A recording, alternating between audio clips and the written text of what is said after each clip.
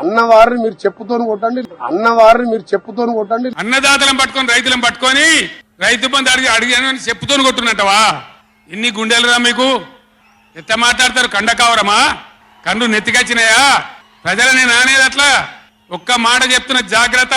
Node దురిసి మాట్లాడటోలారా, చెప్పులు పంటలు పండించే రైతులకు కూడా ఉంటాయి.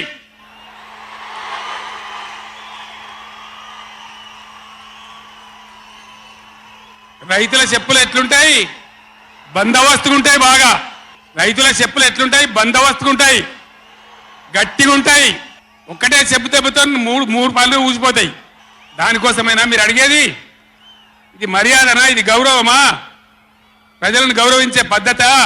నీకు చేత కాకపోతే మాఫ్ చేయండి, జరగని నేను ఎందుకు చేస్తా అని చెప్పాలి. వెళ్తలేదు అని చెప్పాలి, మాకు చేయలేదు అని చెప్పాలి. కానీ అడిగిన చెప్తోని కొట్టాలి. కేసీఆర్ సెలవు నల్గొండ అంటే కేసీఆర్ను తిరగనీయం. ఇంత మగోళ్ళ కేసీఆర్ను తిరగనియారట. తెలంగాణ తెచ్చిన కేసీఆర్నే తిరగనియారా? ఏమి చేస్తారు? చంపేస్తారద్దా? చంపుతావా? దా వ్యాపారం చంపుతావుదా? కేసీఆర్ని చంపి మీరు ఉంటారా? ఇది పద్ధత? ప్రతిపక్ష పార్టీ తప్పకుండా ప్రజల సమస్యల మీద వస్తుంది, ప్రజల మధ్య అడుగుతుంది, వాదన చెప్తుంది. నీ దమ్ముంటే మేము చేసిన దానికన్నా ఇంకా మంచిగా చేసి చూపి, కరెంటు మంచిగా చూపి.